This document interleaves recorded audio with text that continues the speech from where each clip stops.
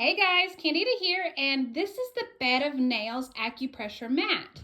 Now, I know looking at this, it looks pretty scary, and so I'm going to go ahead and lay on it and see how it feels for the first time while recording this video for you. So we're going to get an honest review of actually how it feels.